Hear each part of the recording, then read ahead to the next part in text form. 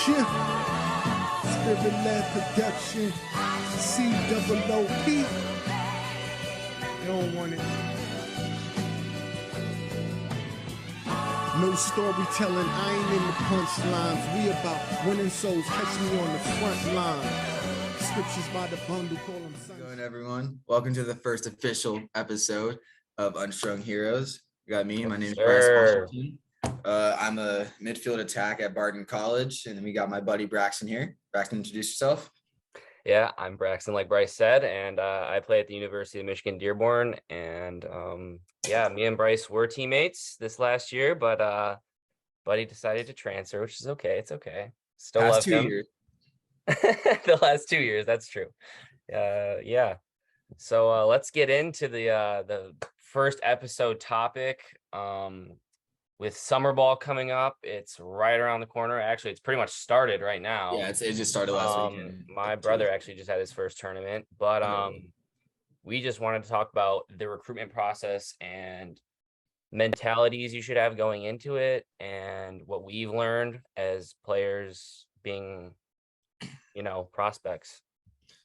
So I guess like the best way to start with that is, I think right now, not even just right now, I think in the past, you've seen a huge D1 or bust mentality where it's you'll see all these really good kids coming up through high school. At least I know the kids I played with, or just kids I've seen play.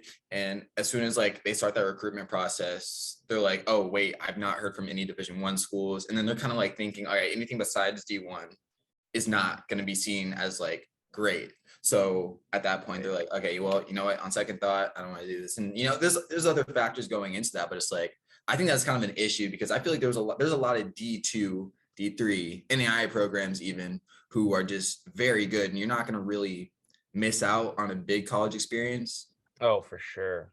But it's I think it's kind of it's almost like a toxic trait that we all kind of have. Because I know, at least for me, I don't know if you had this, but a large part of that was for me too. I was I have to go D1. Mm-hmm.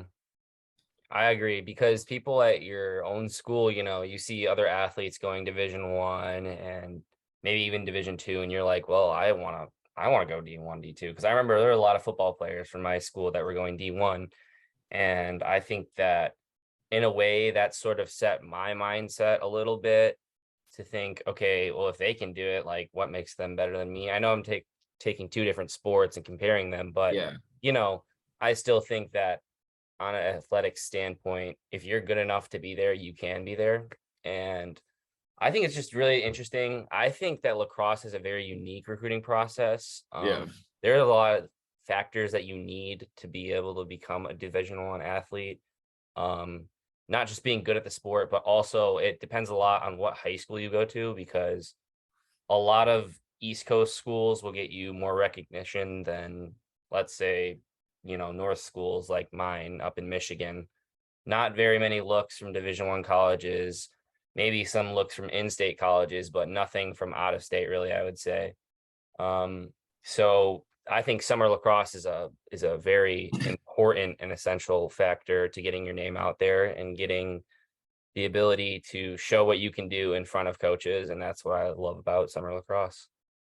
Yeah, no, I agree. I mean, I loved it. I think it's also whenever you're from non-traditional lacrosse hotbeds, you and I, you were from Michigan, I was playing in Texas. Mm-hmm.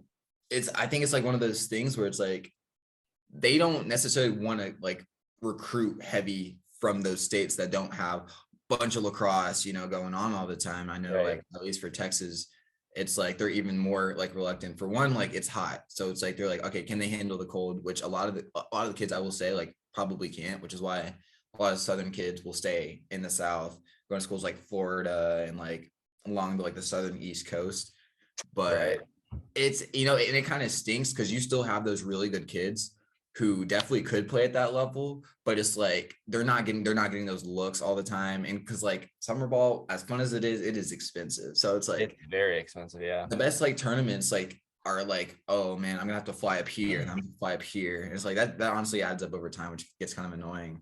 But then even going back to yeah, you see all your friends from high school going. I know for me, it was I saw so many of my classmates going D1 for football, D1 basketball, baseball. Right. And you're just man, I know, like, I have the skill level to play lacrosse at that level. Right. It's like I can't even show that, but I'm gonna be telling them, oh yeah, I'm going to like some D3 school or something like that. And you kind of like feel like a little bit like bad about it, and like you kind of like regret your decision sort of, and you want to be able to say you had that experience, be able to relate to your classmates. So I Yeah, will say sure. it does kind of stink. So it's kind of like it's a big downside. Yeah, so I think it's important for like any young players watching to know what you should try and do to impress coaches, which my travel coach was actually pretty good about because he was a Division 1 coach. He was an assistant coach for Detroit Mercy. Now they're pretty lower tier Division 1, but they're still D1 regardless. And he would always tell us like, no sloppy plays and always have your stick up. Like, don't be leaning on it. Don't be looking lazy. You got to show 100% effort all the time. That was the kind of thing that he said would get you crossed off of, the highest level coaches list.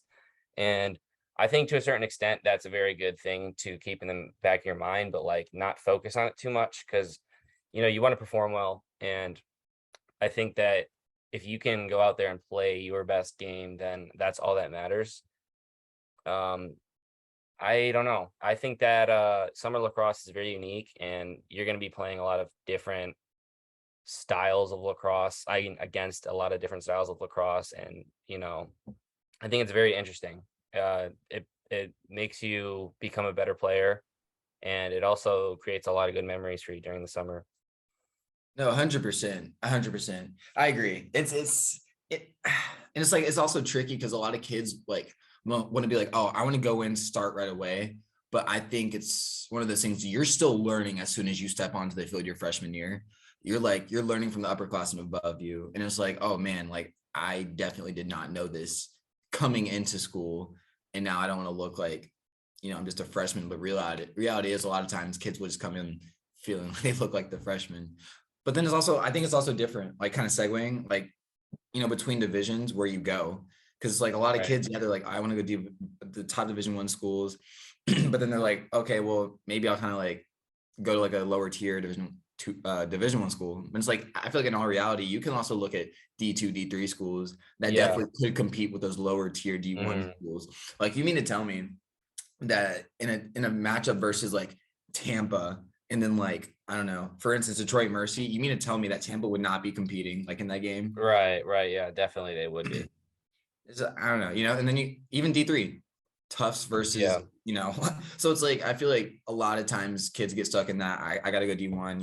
It might not be the best experience, but like I don't know. It seems like a lot of like at least some of my friends who play Division 2 ball, they still get those good experiences playing top level across because you're taking a step.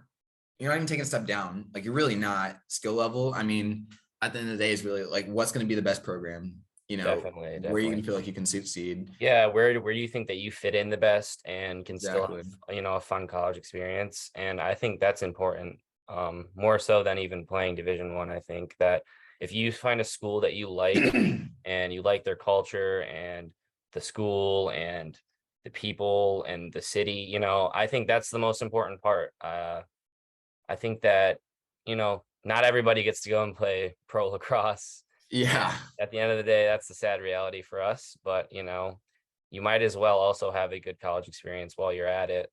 And, one of the reasons I picked NAIA, because, I didn't ever really consider it, to Mhm. be honest, until maybe like my senior year. Um, but like NAIA is able to offer a lot more money than some Division 3 or Division 2 schools. Like Division 3 schools that I know of that I had visited, that I had, thought about going to, all of their tuition was very, very high, like more so than like a Like Division 1 stupid school. high. Yeah, and they're able to give you a lot of money. It looks like a lot of money off, but you're still going to be paying $40,000 to $50,000 a year, and it's like, for what degree, because I'm gonna be honest, not every Division 3 school has the best degree, and you got to think about. I feel like even Division 2, honestly, Yeah, like honestly, the that argument. too. It's just very interesting. I think that you should consider like every possible thing before committing to a college, and not Yeah. just committing to a college just to commit to one. Because, I feel like a lot of people sometimes are jump right at the first opportunity they get because they're like, oh my God, it's so cool. But it's like, you need to really wait and see all your options, see them all out, put yourself out there and, go from there. I think that's the best way to go about it. Yeah, no, I'll admit too, like having had played at an NAIA school, I definitely, that wasn't even on my list. I wasn't even looking at playing at the NAIA level in general. I was all like, okay, you know what? I'm playing NCAA ball. That's like a thing. But let me just see where. And then like I get an email from like during my senior year, get an email. I'm like going on a visit. I was like, actually, wow, this actually sounds like a lot of fun. And I enjoyed this experience a lot. So it's like, I feel like you don't really trade off besides the fact that you're just going to have, you're obviously gonna have different experiences from like a level standpoint where you're playing. Cause of course, like we're playing different teams than every other division. Right. But even then I still believe that, we still played like a very high level lacrosse to where most people can't even say they played at that level to begin with. Yeah. So I definitely take that into consideration every time. That's definitely a look down upon. Like you'll hear people all the time. They're like, yo, you're playing NAIA, like what is that? Like no one knows about it, but they're also like, they also just think of it as lesser than NCAA. But I feel like in reality, we definitely played some teams that were like, high tier. There's like high skill level in every single division, no matter where you go. There's high skill level everywhere. I feel like no matter where you're gonna play. So, and it's like, I think like eventually later on, I want to do like a comparison, like later in the fall, I'll be like, yeah, all right, you'll be able to. You'll be able to lacrosse. Let's see like where we kind of lie differently here. Future episode coming up. Oh, dude, that's gonna be a major future. Yes. So we'll have to definitely have to do like a day in the life sort of thing too. We should. Where it's just like, all right, so like that. 6 a.m. for me. All right, 6 a.m. for you. And it's like you're still sleeping. I'm still sleeping. But kind of going into that, let's go ahead and we're going to introduce the song of the week, which is going to be a segment that we're going to have. Song of the week. So every week we're going to pick a song. Me and Bryce are going to flip-flop every week. And so I'm starting off this week, the first annual episode. Gotta be a banger. So my song is Halfway Up by the Brooks and the Bluffs. And it's a pretty good song. And you can check it out. In this way, when I was everything that you wanted, and I was on the path to being honest, I stopped when we were halfway up in Austin, and it felt as we were living in our forfeits.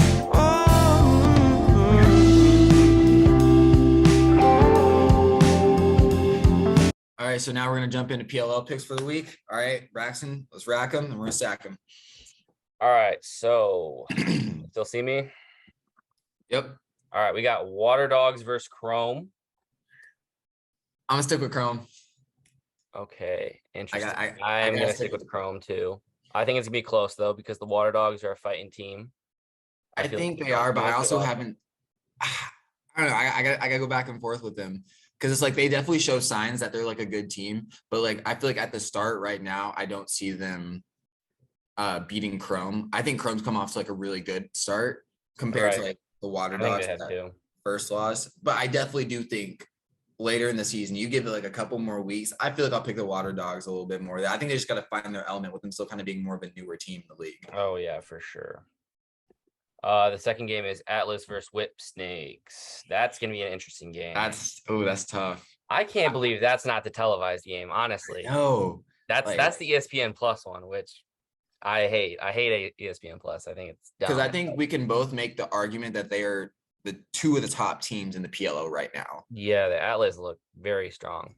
I mean, when you have an attack that in their first game scores double-digit points combined, right?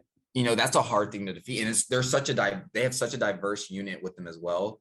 So it's like, all right, so you got a guy who can dodge, you got a guy who's fast, you got a guy who can move off ball, and you have a guy who can just naturally finish.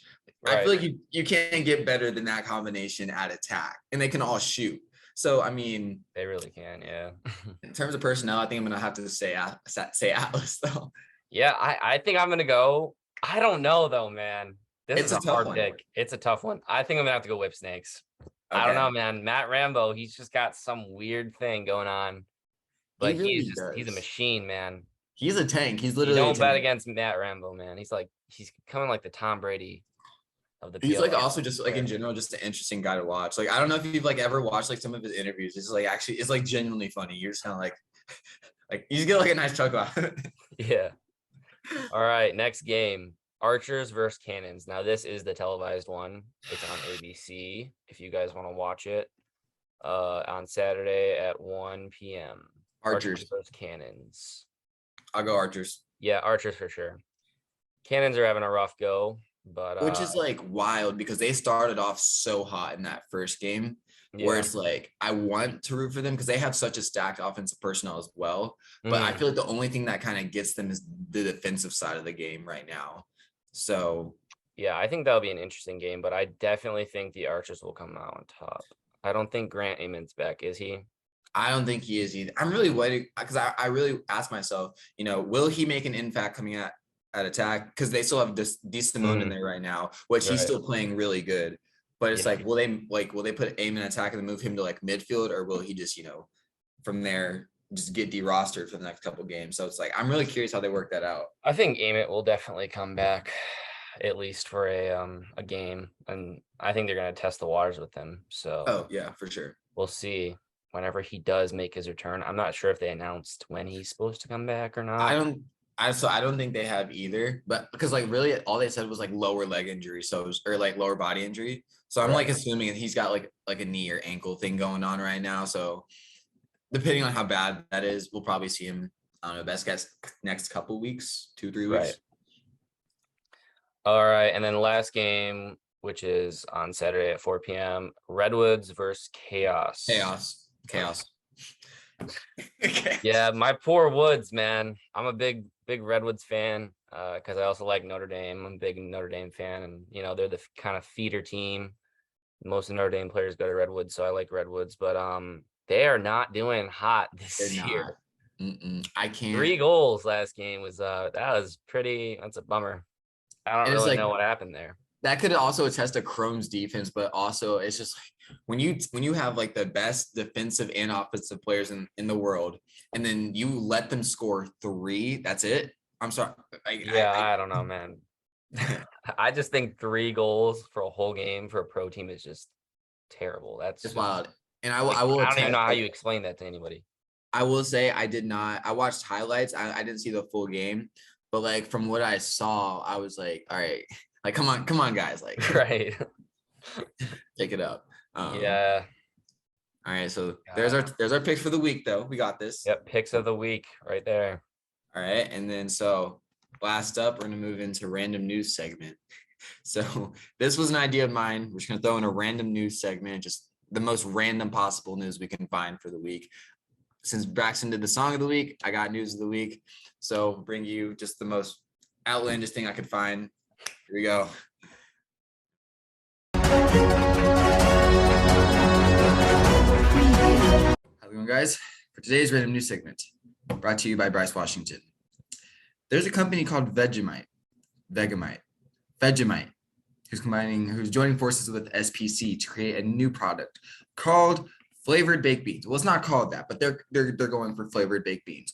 So soon you'll be able to purchase flavored baked beans. You're welcome. That'll be it for this week's episode, guys. Stay tuned for next week's. If you like our podcast, go ahead and drop some likes in the comments. Is that how it works? Yeah.